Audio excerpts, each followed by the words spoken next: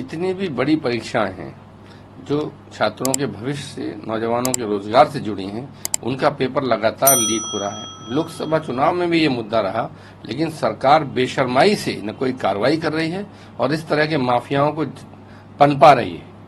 इस सरकार में पेपर लीक होने पर कार्रवाई नहीं हुई है, इसलिए लोग के हौसले बुलंद हैं और लगातार पेपर लीक किए जा रहे हैं। सालों साल जो छात्र तैयारी करते हैं, उनका समय, धन और उनके हौसले टूट रहे हैं, बर्बादी हो रही है, लेकिन सरकार का कोई ध्यान नहीं है। ये एक महा घोटाला है।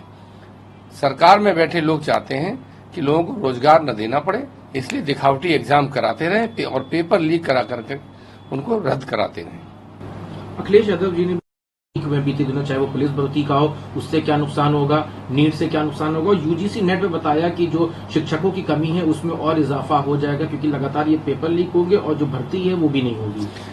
व्यवस्था समाप्त हो रही है, रिटायरमेंट लोगों का तय है, भर्ती आप कर नहीं रहे, तो ये डेफिसिट तो हर विभाग में आना है।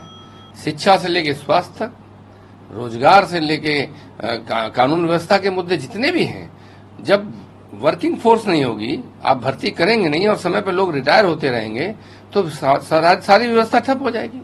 और जो उत्तर प्रदेश की पुलिस भर्ती के बारे में अभी सूचनाएं आ रही हैं, जिस गुजरात की एजेंसी ने पेपर कराया वो विदेश भाग गया। आज मैंने अभी न्यूज में देखा, कैसे भाग गया? जो पुलिस के नोटिस देने के बाद आ नहीं रहा है, उस पर कैसे लोगों ने आंख बंद कर रखी है? क्या यह संभव है कि जिस आदमी को पुलिस क्वेश्चनिंग के लिए बुलाना चाहती हो वो विदेश भाग जाए? तो यह पूरी सरकार को जिम्मेदारी लेनी पड़ेगी। ये पूरी व्यवस्था ठप कर दी भारतीय जनता पार्टी की सरकारों ने। तो क्या जो अखिलेश रोजगार के बारे में वही ना करें और लगातार पेपर लीक होता जाए, और जो रोजगार बेरोजगारी के बारे में लोगों को अटका दिया, वो परीक्षा देते रहे, परीक्षा फेल पास होते रहे, पेपर लीक दोबारा से, कोई ये भी महसूस न करे कि हमें रोजगार नहीं मिल रहा है और भर्ती भी न करनी पड़े।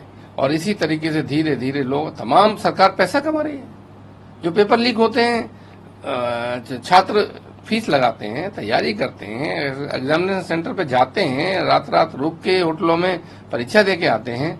क्या ऐसी कोई जिम्मेदारी ले रहा है? ये गरीब बच्चों की जेब काटने में लगी है सरकार। पेपर तो लीक सरकार की कमी से हुआ ना। क्या कोई जिम्मेदारी ले रही है? कोई कंपनसेट कर रही है? आप लोग लेकिन सरकार को कह रहे हैं, सरकार कह रही है कि हमारी जीरो टॉलरेंस पॉलिसी है, हम सीबीआई जांच करा रहे हैं, यूपीएसटीएफ को भी जांच हम दे रहे हैं, हर तरह की चीजें कर रहे हैं, हम तो लगातार इसको रोकने का प्रयास कर रहे हैं। वो ये कहें कि हम लगातार रोकने का प्रयास कर रहे हैं, लेकिन हम असफल हैं। जनता को, नौजवानों को, देश के लोगों को नतीजा चाहिए। आपने किसको पकड़ा, उससे अगला पेपर लीक होने से रुका कि नहीं रुका? कैसी सीबीआई है जो जांच करती रहती है और अगला पेपर फिर लीक हो जाता है?